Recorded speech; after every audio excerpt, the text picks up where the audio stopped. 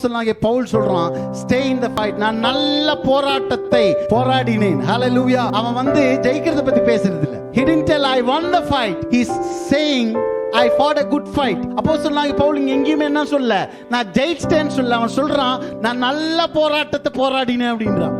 ஹalleluya. அப்போ போராட்டத்துல ஜெயிக்கிறது தோக்கிறது பத்தி பைபிள் சொல்லல. It is staying in the fight. எல்லாத்துக்கும் ஒரு போராட்டம் இருக்குது. இந்த வசனத்தை வாசிக்கிறதுக்கு ஒரு ஃபைட் இருக்கு. உங்க மேல இருக்கிற வாக்குத்தத்தம் நிறைவேற்றப்பட நீங்க என்ன பண்ணணும்னா, you have to stay in the fight. உங்க மேல இருக்கிற தேவ திட்டம் நிறைவேறணும்னா நீங்க என்ன பண்ணணும்னா ஒரு ஃபைட் இருக்கு. அல்ல, you have to stay in your fight. இன்னைக்கு ஒரே ஒரு prophetic word தான் உங்களுக்கு நான் சொல்றேன். நான் உங்க வாழ்க்கையில இதுவரைக்கும் நீங்க எதுவுமே பார்க்கல.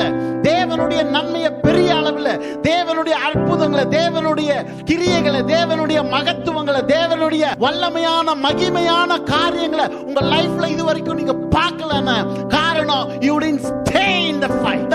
அந்த யுத்தத்துல நீங்க நிக்கல. நம்ம லைஃப்ல எதுவுமே நம்ம கம்ப்ளீட் பண்றது இல்ல. we don't complete anything. we just give up very easy. வாக்குத்தத்தமா, கர்த்தருடைய வார்த்தையா, கர்த்தர் ஏதாவது பேசியிருக்கிறாரா, we don't stay there. it's very easy to give up.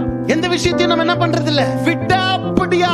புரியுதுங்களா? இந்த வார்த்தை நம்ம வாழ்க்கையில வந்துச்சுன்னா இந்த வார்த்தை எடுத்து விட்டாப்படியா நம்ம வாழ்க்கையில நம்ம என்னைக்குமே நிக்கிறதே. this is your problem. this is your problem. you don't stay. you're not focused because you're not serious. நீங்களும் நான் இந்த வசனத்தை குறித்து சீரியஸ் இல்ல. நம்ம மேல இருக்கிற திட்டத்தை குறித்து சீரியஸ் இல்ல. நம்ம மேல தேவன் வைத்திருக்கிற நோக்கத்தை குறித்து சீரியஸ் இல்ல. உங்களை குறித்து என்ன குறித்து ஒரு நோக்கம் வச்சிருக்கிறாரு, திட்டம் வச்சிருக்கிறாரு. அந்த திட்டத்தை நிறைவேற்ற ஆவியானவர் இந்த பூமிக்கு வந்திருக்கிறாருன்னு நமக்கு தெரியல.